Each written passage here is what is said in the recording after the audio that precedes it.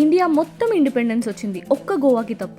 Most of the ఇండియాని British rule చేస్తే గోవాని and డయూడామన్ని Portuguese rule చేశారు. బ్రిటిష్ కన్నా 100 years ముందే పోర్చుగీస్ గోవాని రూల్ చేయడం స్టార్ట్ చేశారు. From the year 1510 more than 450 years rule చేశారు. ఇండియన్ గవర్నమెంట్ పోర్చుగీస్ తో మాట్లాడి వాళ్ళని వెనక్కి వెళ్ళిపోమని చాలా సార్లు పీస్ టాక్స్ నడిపింది. బట్ పోర్చుగీస్ అస్సలు వినలేదు. వాళ్ళకి ఇది ఓవర్సీస్ ప్రావియన్స్, అంటే వాళ్ళ కంట్రీకి ఇది జస్ట్ దూరంగా ఉన్న ఒక కాలనీ, అంటే గోవా కూడా వాళ్ళ కంట్రీయే, వాళ్ళు అస్సలు వెళ్లేదే లేదు అని చెప్పారు.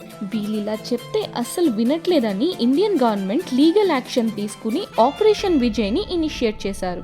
ఇండియన్ మిలిటరీని గోవా అండ్ డయూడామన్ కి పంపించారు. జస్ట్ 36 hours లో పోర్చుగీస్ రూల్ మీద విక్టరీ వచ్చింది. On 19 December 1961 Goa, Diu and Daman got independence. ఇండియాకి ఇండిపెండెన్స్ వచ్చిన 14 years తర్వాత గోవాకి, డయూ డామన్ కి ఇండిపెండెన్స్ వచ్చింది. ఆపరేషన్ విజయ్ లేకపోతే గోవా లాంటి బ్యూటిఫుల్ ప్లేస్ ని మిస్ అయిపోయే వాళ్ళం కదా. వీడియో నచ్చితే please like, share and subscribe for more.